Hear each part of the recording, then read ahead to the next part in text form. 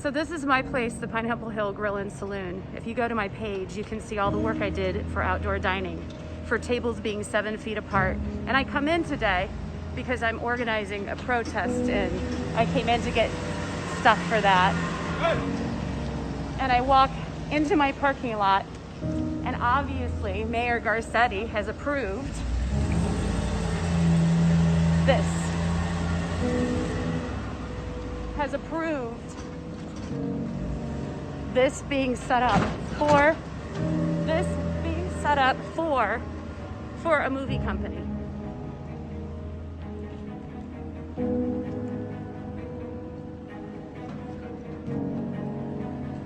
I'm losing everything. Everything I own is being taken away from me. And they set up a movie company right next to my outdoor patio, which is right over here.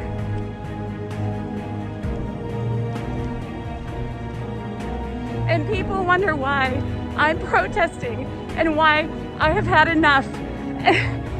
They have not given us money and they have shut us down. We cannot survive. My staff cannot survive. Look at this.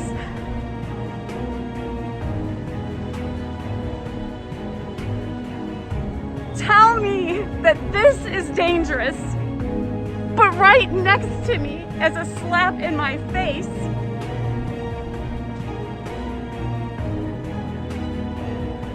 that's safe. This is safe. 50 feet away. This is dangerous. Mayor Garcetti and Gavin Newsom is responsible for every single person that doesn't have unemployment, that does not have a job, and all the businesses that are going under. And we need your help. We need somebody to do something about this. Just calm down. We will have state and local, and we will have it in a very significant way. It's the faithless logician, dropping what's been missing, coming for the jugular, but not let me catch you slipping. No tool needed other than my mind to dissect these delusions and correct them in real time. The slayer of dogma and baseless assertions don't come without weak shit, or you'll soon need a surgeon. But it's too late for your argument. It's been torn and shred. There is no coming back. It is completely dead.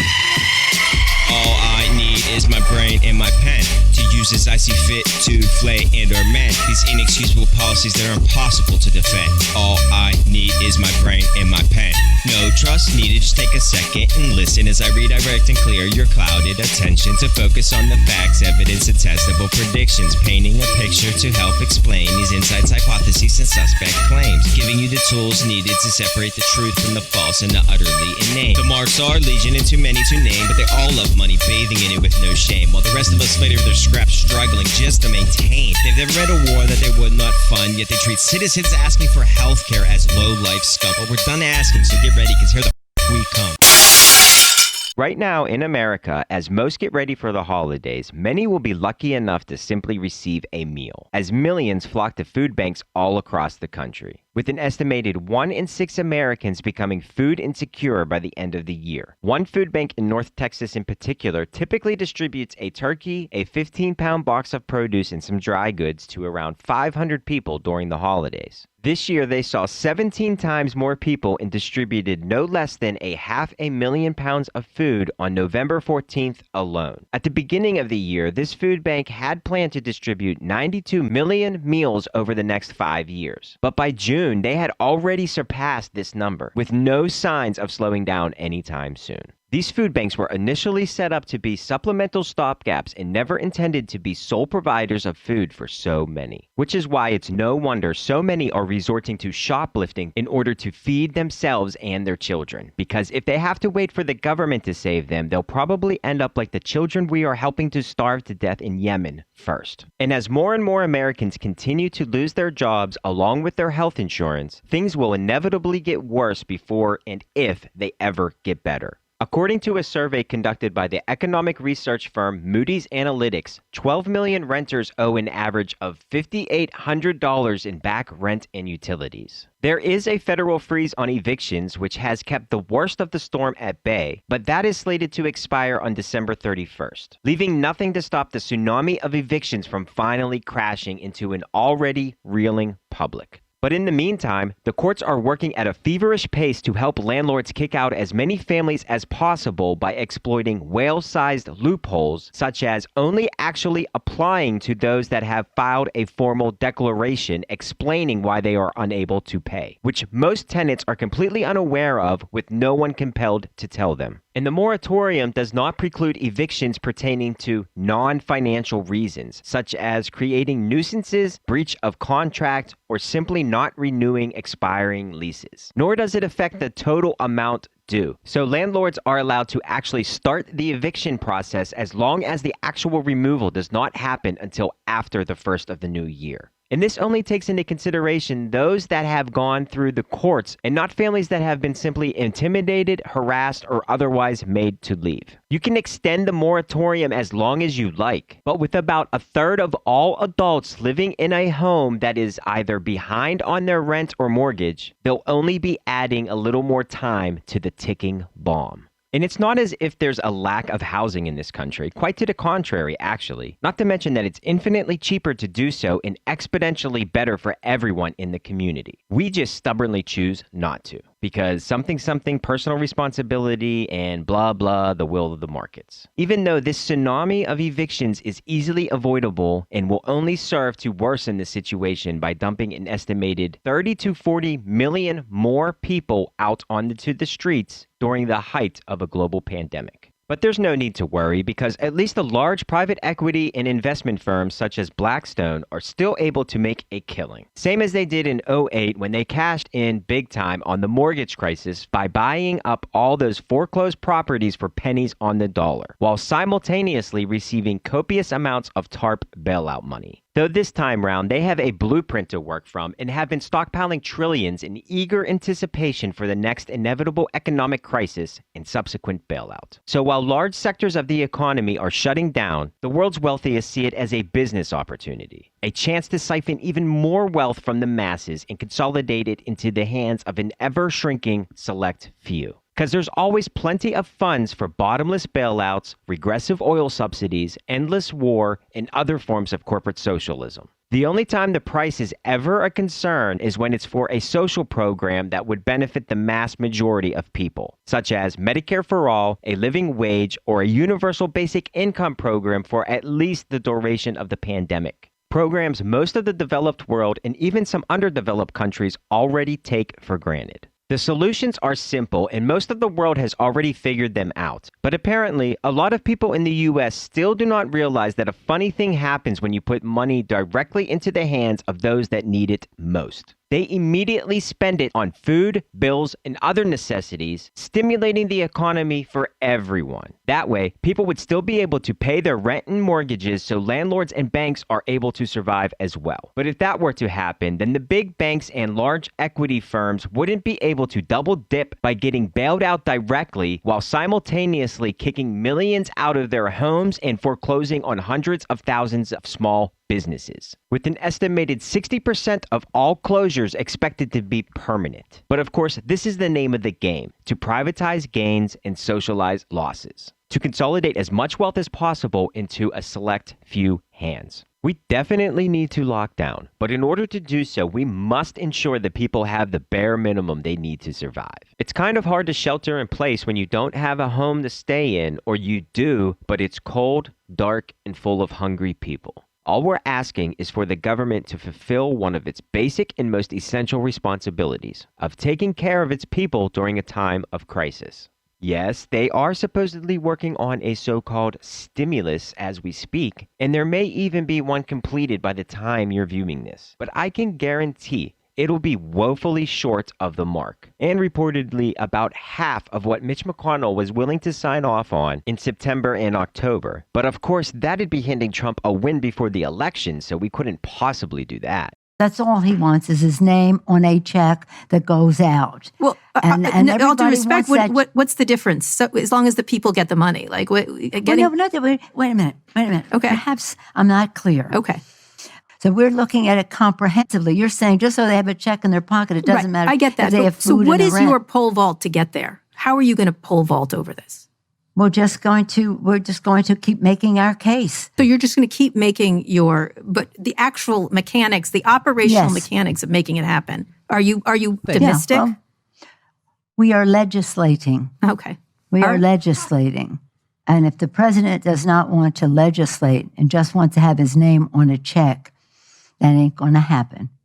None of this is a mistake. Mitch McConnell and Nancy Pelosi know exactly what they are doing. The United States is a sovereign nation in control of its own currency, not to mention the world's reserve currency, meaning there is nothing stopping our political leaders from giving the people exactly what they need to get through this crisis. It's called modern monetary theory, and it's so simple that even Trump understands it. Is that tax money that the Fed is spending? It's not tax money.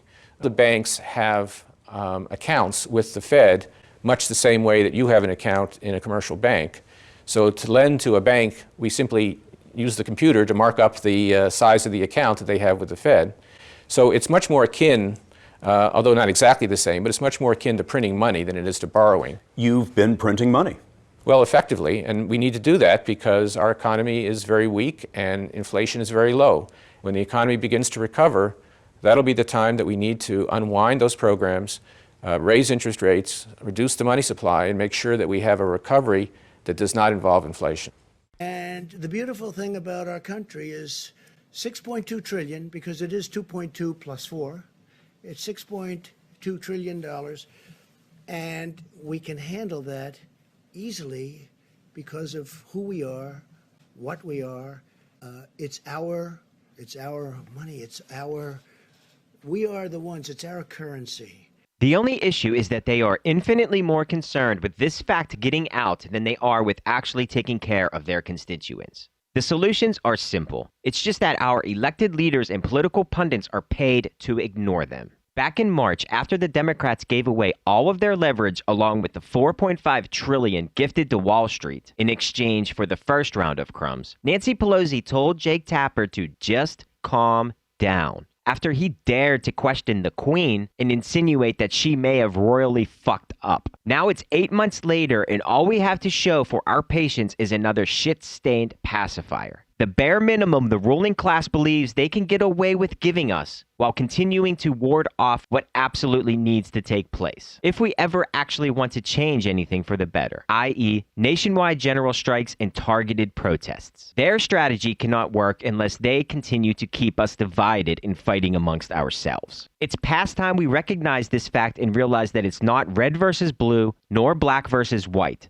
Those are just distractions to obfuscate from the fact that it's clearly us, the 99%, versus them, the 1%. We are in a class war, and we have been losing for 40 plus years. So instead of giving into the manufactured fight of should we open or should we close, or any other such nonsense, we should all be coming together to recognize the fact that our government has left us stranded during the middle of a global pandemic and economic crisis that both parties have worked to respectively worsen and cause.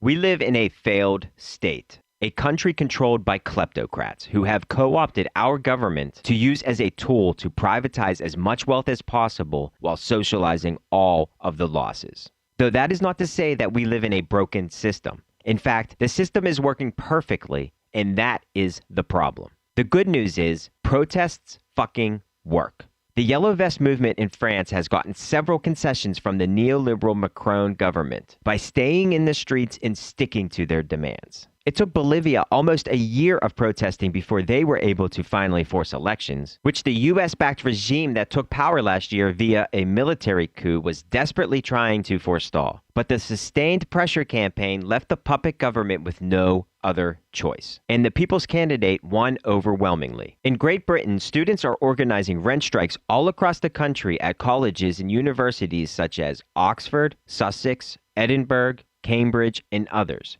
and have already seen at least one concession from Manchester University, who have agreed to cut rent by 30%. But without a doubt, the largest strike of them all, and I'm not just talking about now, but of all time, took place a few weeks ago in India, when over 250 million people came together to protest the neoliberal Modi government. The massive coalition consisted of hourly workers, farmers, students, women's rights activists, and other social and civil groups. The list of demands includes reversing a number of austerity measures, such as re-implementing key price protections designed to help farmers and other laborers, to reinvest in government programs that benefit the people, and to expand social welfare programs to help deal with the pandemic and subsequent economic fallout. If I didn't know any better, I'd say these people and their concerns are very similar to ours, and we could stand to learn a lot from them.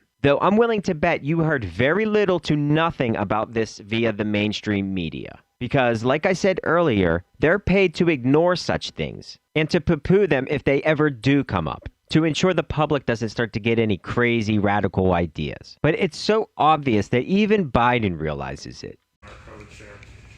You know, everybody thinks I'm joking. If every investment banker in New York went on strike, nothing would much change in America. If every plumber decided to stop working, every electrician, country comes to a halt. I mean, literally, not figuratively, literally, comes to a damn halt.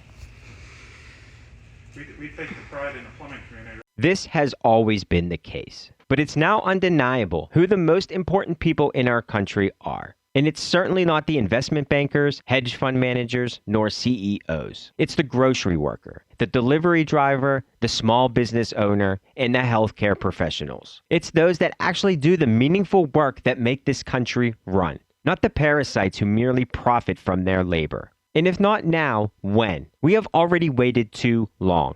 People are hurting now. We don't have time to wait for some theoretical future that's never going to be. It's past time we came together to use the collective power we have to unify behind a clear and concise list of demands that the overwhelming majority of people support, regardless of party affiliation. Some action has already started. More than 2,500 Columbia students have pledged to withhold their tuition in the largest tuition strike thus far. And there have been plenty of incidences of people rallying behind their neighbors to help stave off evictions. But it's not enough, and too many are unnecessarily hurting. So help if you can by finding a mutual aid organization near you and sharing what you can. And if you're unable to because you yourself are struggling, please reach out and ask for help. Because there has never been a person in the history of humanity that was ever able to survive on their own. And we really should stop pretending otherwise. Thanks for watching. Don't forget to like, subscribe, and share. And for fuck's sake, get in the streets. Jana. When people are hurting, that's when they turn on each other. This is a government completely failing them. The unemployment crisis is a true national emergency. Yelp data shows 60% of business closures due to the coronavirus pandemic are now permanent. Business closures continue to increase nationally. I can't keep doing this as small business owners are giving up. More owners are permanently shutting their doors after new lockdown orders, realizing that there may be no end in sight to this crisis. Watch this guy. Watch this piece of video. Here's a struck. This is how you make a radical. News Channel 3's Tavarius Haywood joins us live in Portage with the details on why the judge said no. Here on this cafe. Tavarius, is everything okay? Okay. Our government leaders have abandoned me. Are you the owner? $4 trillion of stimulus money. They gave it to who?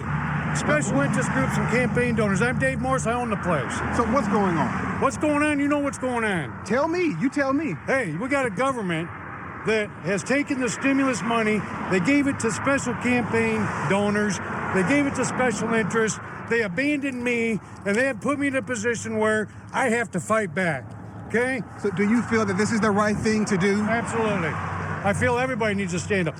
Hey, listen, there was enough money to give every family in this country $20,000 to go home for 2 months. They chose to give it to special interests and campaign donors, the Kennedy Space Center, and they abandoned us. So you could have given me money. I'd gladly walk away for 60 days and let this virus settle down.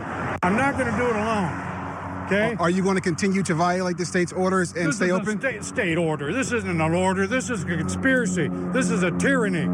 What do you want to tell other restaurant owners who Wake up. Stand up. This is America. Be free. I got patriots coming out supporting me the last 2 days. You know what? It's a great thing. Wake up. This is America. Don't let them ramrod you. This is crazy when you turn around and you watch what's going on West Orange Avenue, the big department stores, the train station, the airports, side by side eating meals for 4 hours. And you're going to blame me? Come on. Come on. This is not right, and you guys know it. Everybody knows it. Stand up, America. Give us the money to shut this thing down and calm this virus, but don't take it out on a select few. Is there anything else you want to add, sir? That's it, brother. All right. I'm glad you listened to me. Thank you. Hey, I'm really the a entire humorous West guy. Michigan just listened to you. You're live on TV right now. All right, I'm glad to hear that, All okay? right. Yes, I'm really sir. a good guy. Yes, I've been sir. married 38 years. I got a wife, 3 kids. I got 4 great-grandchildren. Let me tell you something. I got a good life, and I've worked hard for it. I'm not giving up easily. I'm not going down alone. They want me to go down and be quiet. They never want to hear from me again. I'm not going to put up with it. It's time to rise up. Got you. Got to rise up. Shut it all down, or don't shut any of us down. That's the only way to get control of a virus.